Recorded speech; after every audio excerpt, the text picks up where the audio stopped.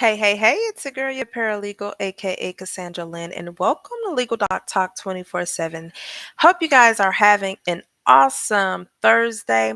Y'all, we're going to tap in over to Michigan in regards to the Kelli Bryant's welfare case. As you all are aware, if you tapped into my last update that I did, she ended up with 3 counts of welfare fraud.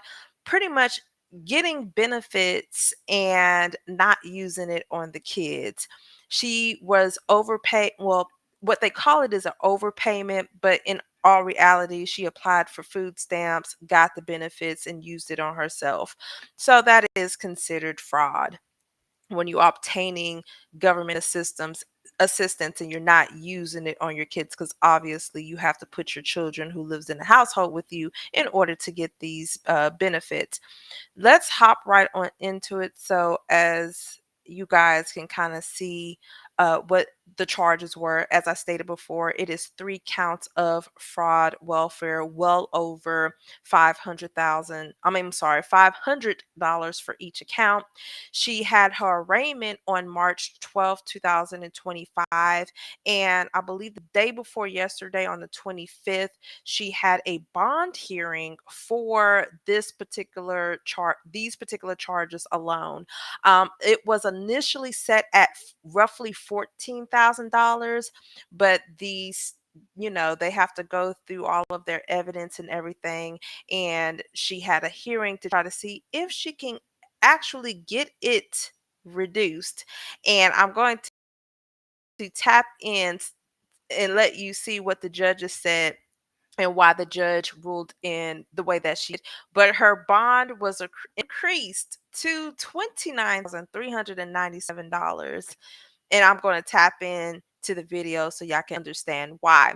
They do have a probable cause hearing scheduled for April 15th, 2025. So remember, the probable cause hearing is to see if evidence to actually charge her with the 3 counts of welfare fraud. All right, so without further ado, let's go into the actual hearing, uh, and you guys can understand why the judge ruled the way that she Calling did. People versus Kelly Bryant. The case number is 25310FY. Good afternoon, Your Honor. Erica Smith appearing on behalf of the people. No objection to having this hearing held via Zoom. And good afternoon, Your Honor. Cecilia Karen Hongo here on behalf and with Kelli Bryant. She's present via Zoom from the Oakland County Jail. We have no objection to Zoom, Your Honor. Thank you. Ms. Bryant, would you please? Kelli Bryant. Thank you. This is the time and date set for a probable cause conference on the charged counts, 4 counts of welfare fraud. How did you want to proceed, Ms. Kirandongo? Your Honor, I did receive, I want to say, about 600 pages of discovery from Ms. Smith. I'm asking, we have Ms. Bryant's other matter scheduled for an adjourned PCC on 4/15. I'm asking that this be set over to that date for another probable cause conference as well. Ms. Bryant is going to waive her right to have the exam within 21 days. All right. I'll note the waiver of the 21 days. Is that date good for people as well, Ms. Smith? It is. Thank you, Your Honor. All right. So given that the 21 days is waived, we will set a second probable cause conference on this case for April 15th.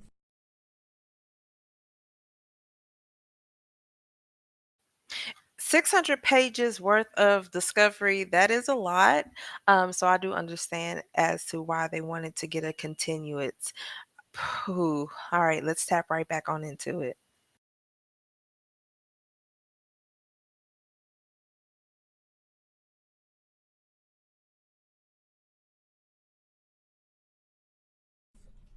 Ms. Kirandongo, is the other case set at 1:30 or later, to your knowledge?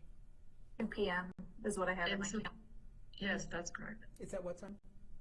2 p.m. Okay. 2 p.m. I'll set this one at 2 p.m. as well. Esteban? Your Honor, in regards to bond, so Ms. Bryant was arraigned not by Your Honor. She was given a $14,000 and change cash bond to be posted in her name only. I do believe that that's actually an illegal bond. Um, Ms. Bryant, pursuant to MCR 6, it would be the subsection C, but she doesn't qualify for a monetary bond under subsection B at all. It's not a murder or treason case, and it's not a violent offense, which then defaults down to subsection C, which talks about the court must give a personal recognizance bond with conditions if it doesn't meet any of the conditions in subsection B. And so I believe that there was an abuse in discretion when the court set her bond the way they did. And I'm asking this court to grant a personal recognizance bond on this case with conditions. The court is aware, had already on her other case, there is a $50,000 cash bond, cash only bond. Um, she's still in the Oakland County Jail, but I believe in this case she's entitled to a personal recognizance bond by statute. So that's what I'm asking for. She was not on release status, criminal history. There was nothing else outstanding when this case came in, so she's not ineligible for personal bond under those circumstances either. All right, thank you. So I'm asking the court to grant that. Just to clarify before I hear from people as to the bond matter, the standard is not abuse of discretion for review of the bond. It's whether in a particularized review of the case, the court determines that that would be appropriate. But Ms. Smith. Your Honor, if the court's inclined to grant a personal bond, I would just ask that it be in the amount of about $29,000 because that's the amount of overissuance that Ms. Bryant was given for benefits in this case that were given to her children that did not live in her household. Okay. This is a financial issue, and what Ms. Kirandongo says regarding the setting of a bond in this case, the court will consider. Because this is not a violent offense, there is no indication that there's a need for custody as a result of this case. And I will note, I do have the report from pretrial services recommending release with conditions, understanding that she'll still be held on the other case.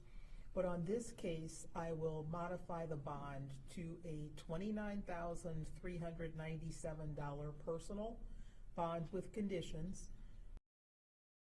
Ms. Bryant may not possess a weapon of any sort. There's to be no assaultive conduct at all while this case is pending.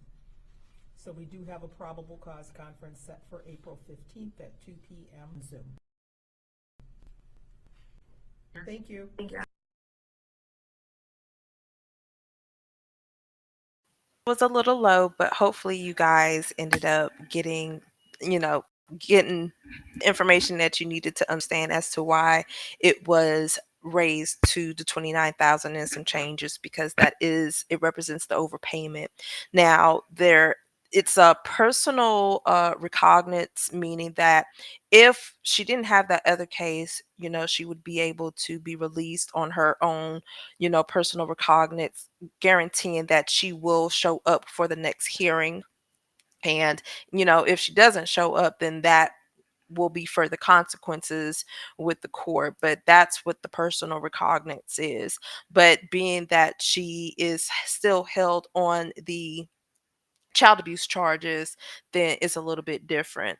But it's wild to know that she received this. I'm like, you didn't have the kids and you wasn't providing the food to the kids. So exactly what were you doing with those benefits? I would never understand. I will never understand this. So that is that on the welfare fraud case. Once again, if any updates or any other hearings arise, I will definitely tune in and update you guys. But let me know what y'all think about this in the comments below. Don't forget to like, share, and subscribe. Until then, you all be blessed, and I'm out. Bye.